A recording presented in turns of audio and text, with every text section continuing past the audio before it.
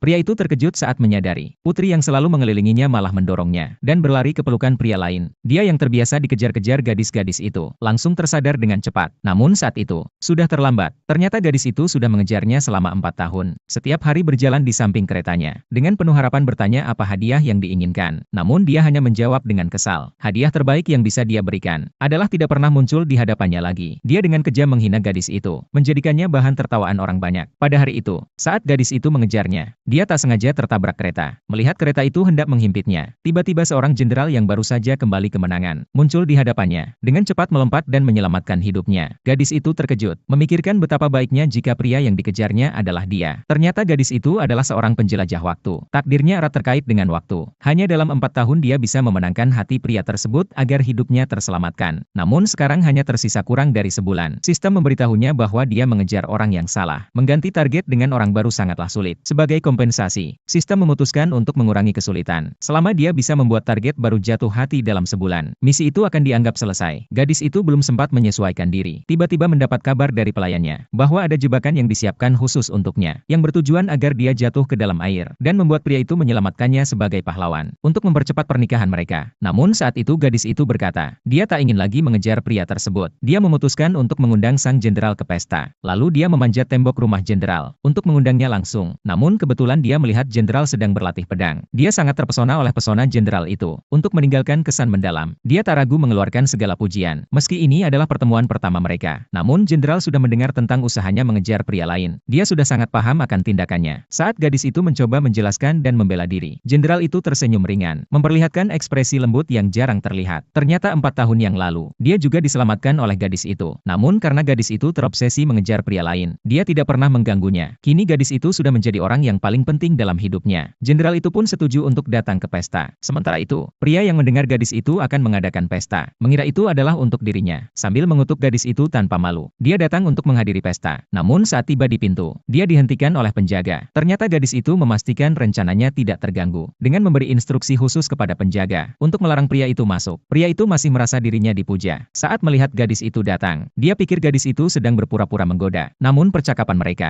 didengar jelas oleh jenderal. Gadis itu khawatir jenderal salah paham. Cepat-cepat menjelaskan bahwa dia sudah menyadari kesalahannya dan tidak akan membuang waktu lagi pada orang yang tidak berguna. Pria itu sangat marah mendengarnya, langsung pergi. Dia tak bisa percaya. Dulu setiap kali dia melambaikan tangan, gadis itu pasti datang kepadanya. Namun sekarang dia begitu